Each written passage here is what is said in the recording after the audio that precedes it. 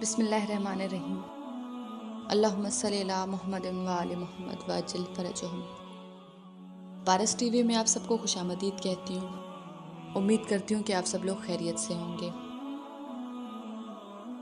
آج کی میری ویڈیو کا عنوان مولا حضرت عباس علیہ السلام کی ولادت ہے۔ سب سے پہلے حضرت عباس کی زندگی کے کچھ پہلو ہیں، ان کو دیکھتے ہیں کہ ہر انسان اپنی زندگی کے مختلف ادوار میں نشیب و فراز سے دوچار ہوتا ہے۔ وہ مختلف قسم کی مشکلات اور دشواریوں کا سامنا کرتا ہے۔ عام طور پر لوگ مشکلات کے سامنے ہار مان کر اپنے آپ کو حالات کے بہاؤ کے حوالے کر دیتے ہیں، لیکن انسانوں کے درمیان کچھ اس طرح کے لوگ بھی پائے جاتے ہیں کہ جو معاشرے میں موجود سخت ترین حالات کو اور کٹھن سے کٹھن لمحات میں بھی پائیداری کا ثبوت دیتے ہوئے ایک قدم بھی اپنے موقف سے پیچھے نہیں ہٹتے۔ یہ وہ لوگ ہیں کہ جنہوں نے خداوند کے بھیجے ہوئے نمائندوں کی صحیح طرح سے معرفت حاصل کی اور اپنی زندگی امامت اور ولایت کی اطاعت میں گزاری۔ ائمہ اطہار کو اپنی زندگی میں نمونہ اور اسوہ عقل اور اسوہ عمل قرار دیا۔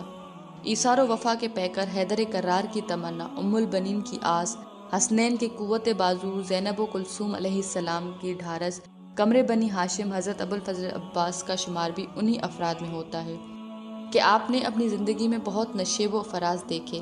آپ کو 3 معصوم اماموں کا زمانہ درک کرنے کا شرف حاصل رہا اور آپ نے کما حقہ ہر ایک معصوم سے کمال و فیض حاصل کیا۔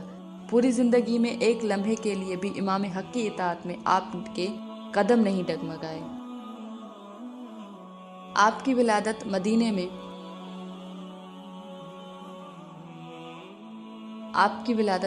میں ہوئی کہ مولا حضرت عباس کے سن ولادت میں مورخین نے اختلاف کیا ہے، لیکن ان اقوال میں سے 2 قول مشہور ہیں کہ آپ 4 شعبان المعظم سن 23 یا 26 ہجری کو مدینہ منورہ میں پیدا ہوئے۔